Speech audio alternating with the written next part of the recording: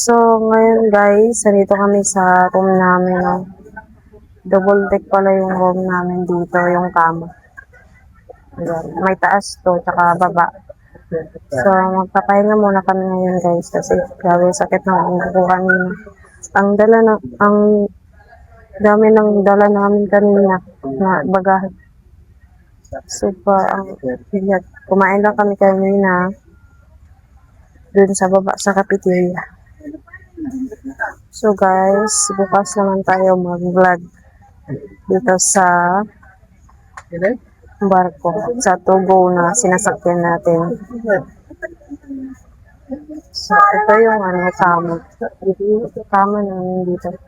So, ganito ang tsura ng mga kama dito na double deck. Okay. Good morning guys. So, karon my first meal. First meal na mo guys na libre. So, kain mo na kami guys. Ito yung pagkain. Muna ang breakfast.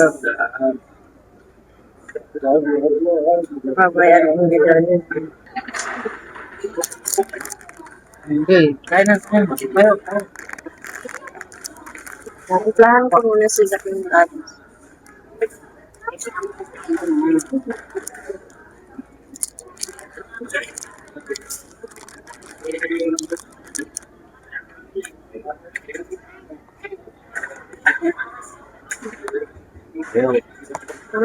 ako na. Kumain ka na dyan.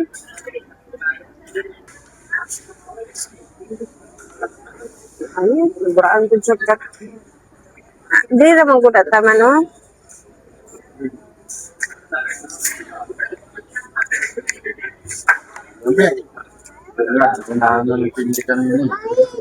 Ako na kain. Kain na kami, guys. Kain na kami. Lamig ng itlog.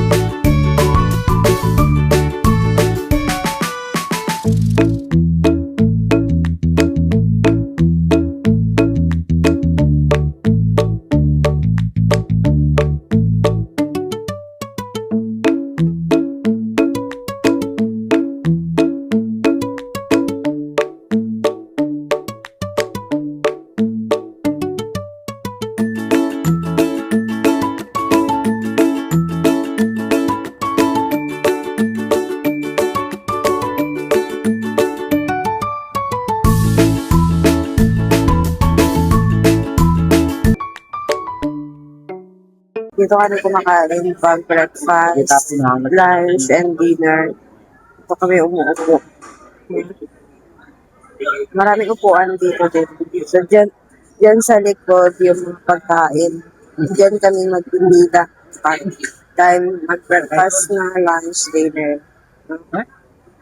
Ayun, dyan sa likod. Marami din sila ditong yung pag gusto mong sarap na pagkain, pwede kang kailangan mo bilhin. Pero sobrang mahal talaga.